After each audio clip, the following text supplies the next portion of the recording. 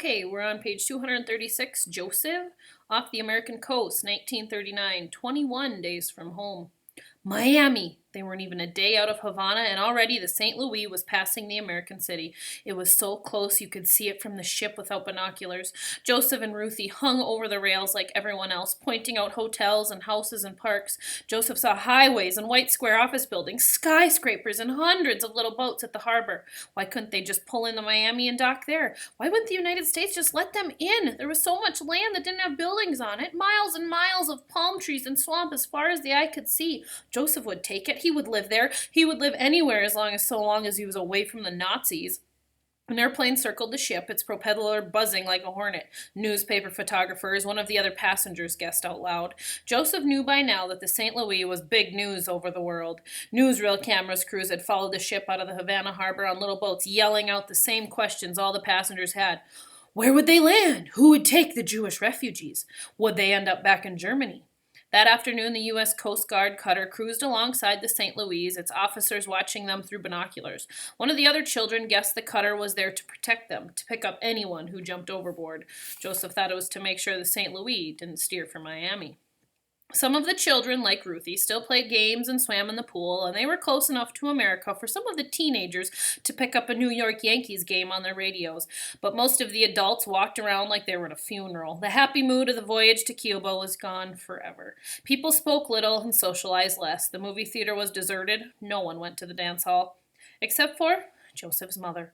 For days she had mourned Joseph's father, had become Joseph's father by locking herself in their cabin. But with the announcement that the St. Louis was leaving Cuba without leaving her husband, something in her flipped like a light switch. She cleaned herself up, put on makeup, did her hair, dumped the contents of her suitcase on her bed, put on her favorite party dress, and went straight to the dance hall. She'd been there ever since. Joseph's mother was dancing by herself when he went to find her. A paper moon and star still hung from the ceiling, decorations left over from the party when they all thought they'd be leaving the ship for Cuba. Joseph's mother saw him in the doorway and hurried over to him. She pulled Joseph with her onto the dance floor. "Dance with me, Joseph," she said. She took his hands in hers and led him in a waltz. "We didn't pay for all those dance lessons for nothing." The dance lessons had been a lifetime ago, back before Hitler, back when his parents thought Joseph would be going to dances as a teenager, not running from the Nazis. "No," Joseph said. He was too old to dance with his mother, too embarrassed. And there were more important things to think about right now. "What's going on, Mama? Why are you doing this? It's like your happy papa's gone." She twirled in his arms. "Did I ever tell you why you're named Joseph?" she asked. No. "You're named after my older brother." "I don't know you had a brother." Joseph's mother danced like her life depended on it. "Joseph died in the Great War, my brother Joseph, at a battle of the Somme in France." Joseph didn't know what to say. His mother had never talked about her brother before. His uncle, he realized. He would have had an uncle. "You can live life as a ghost, waiting for death to come, or you can dance," she told him. "Do you understand?" "No," Joseph said. The song ended, and Joseph's mother took his face in both her hands. "You look just like him," she said. Joseph didn't know what to say to that. "I'm sorry for the interruption," the bandleader said, "but I've just been told there will be a special announcement on the A-deck social hall." Joseph's mother pouted because the music had stopped, but Joseph knew it was worse than that. He couldn't have said why, but he was sure, deep down in the pit of his stomach, this would only be bad news. The worst. His mother took his hand and squeezed it. "Come on," she said with a smile. The social hall was already full when they got there. In the front of the room, under a giant portrait of Adolf Hitler, stood a committee of passengers who had been working with the captain on a solution to their problem. From the looks on their faces, they had not come up with one. When the head of the committee spoke, he confirmed all of Joseph's worst fear. "The United States has refused us. We are heading back to Europe." The outburst was instantaneous. Cries, gasps, tears. Joseph cursed, the first time he'd ever cursed in front of his mother. She didn't react at all, and it made Joseph feel both a little ashamed and a little bolder at the same time. "You mean we're going back to Germany?" someone yelled. "Not necessarily," a committee member said, "but we must stay calm." Calm? Joseph thought. Was that man insane? "Calm? How can we stay calm?" a man asked out loud, echoing Joseph's thoughts. The man's name was Posner. Joseph had seen him before on the ship. "A lot of us were in concentration camps," Posner went on. His face was twisted in anger and spat his words. "We were released only on condition that we leave Germany immediately. For us to return means one thing, going back to those camps. That could be the future of every man, woman, and child on this ship." We will not die! We won't return! We will not die! We won't return! The crowd chanted. Out of the corner of his eye, Joseph saw Otto Schiendek lingering in the doorway. Schiendek grinned at the panic in the room, and Joseph felt his blood begin to boil. Ladies and gentlemen, the head of the committee, the news is bad, that we all realize, but Europe is still many days away. That gives us and all our friends time to make new attempts to help us. Joseph's mother pulled him away. Come, Joseph, somebody will think of something. Let's dance. Joseph didn't understand why his mother wasn't upset, why she suddenly didn't care about it anymore. They were about to be taken back to Germany, back to their deaths. Joseph let his mother pull him to the door, then broke away. No, Mama, I can't. She smiled sadly at him and ducked past Otto Schiendek, who leaned against the doorframe. You should do as your mother says, boy, Schiendek said. These are your last free days. Enjoy them. When you go back to Hamburg, nobody will ever hear from you again.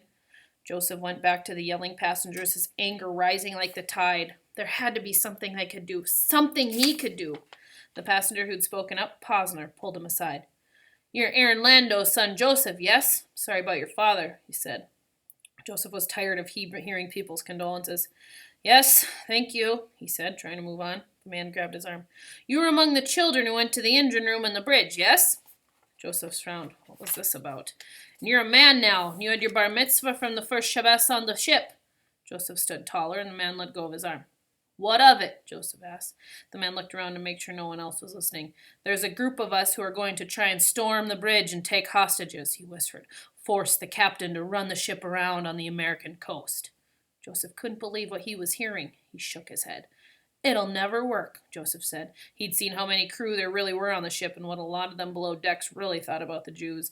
They wouldn't go down without a fight, and they knew this ship better than any passenger. Potsner shrugged. What choice we have? We can't go back. Father knew that. That's why he did what he did. If we succeed, we're free. If we fail, at least the world will realize how desperate we are. Joseph looked to the floor. If they failed, when they failed, the captain would take the ship back to Germany, and then Posner and the rest of the hijackers were sure to be sent to concentration camps. Why are you telling me this? Joseph said. Because we need you with us, Posner told him. We need you to show us the way up to the bridge.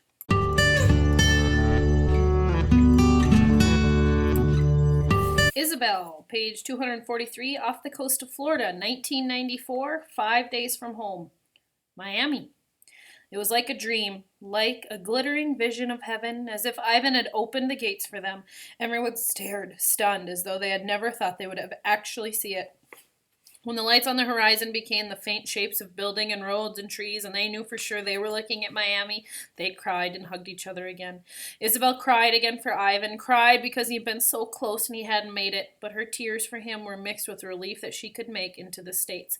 And if that made her feel guilty and cry even harder, how could she be sad for Ivan and happy for herself at the same time? Crunk! Something bent and broke under Poppy's feet, and the boat lurched. Water streamed in from a new crack in the hull, and suddenly all the feelings of relief ended.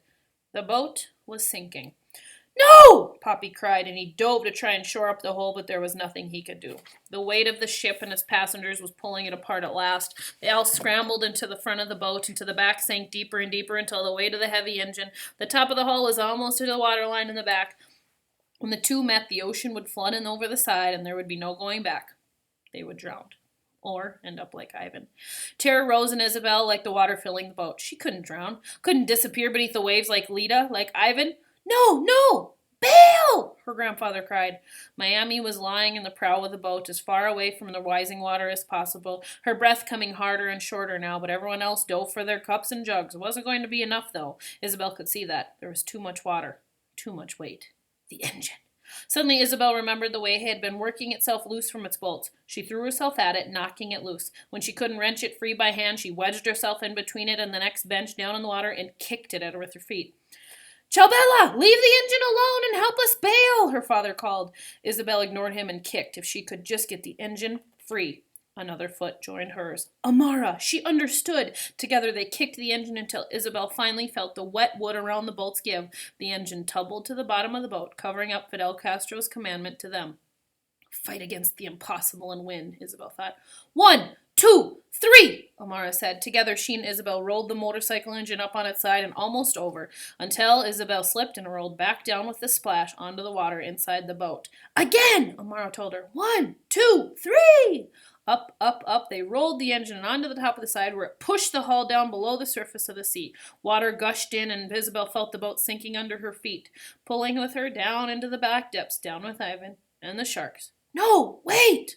Senor Castillo cried, and with one last push, Isabel and Amara tipped the engine over the side, slipped into the water with a slurp, and dropped like a stone, and the back end of the boat shot back out of the water, the weight of the engine no longer dragging it down.